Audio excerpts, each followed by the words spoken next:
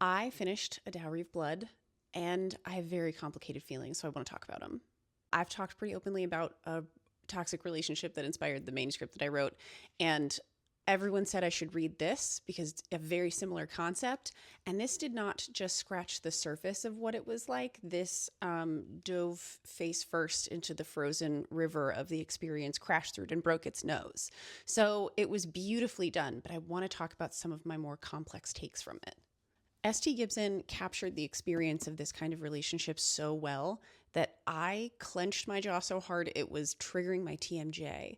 So I was getting this shooting pain in my ear.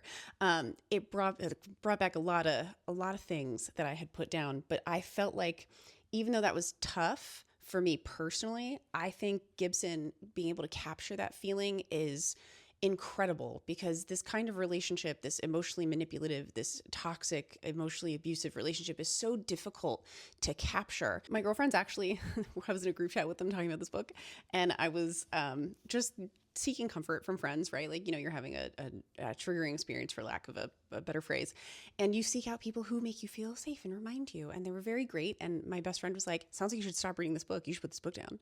And I almost did. I almost DNF'd it at 97 pages.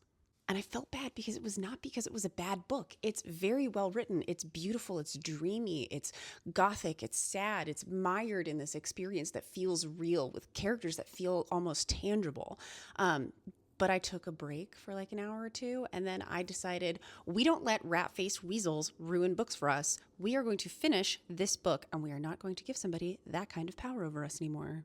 In my infinite stubbornness, I went back and I read through this in a day because I needed to see, right? Like the big triumph is like the healing moment is when it crystallizes, when she holds her ground, when she finally acts.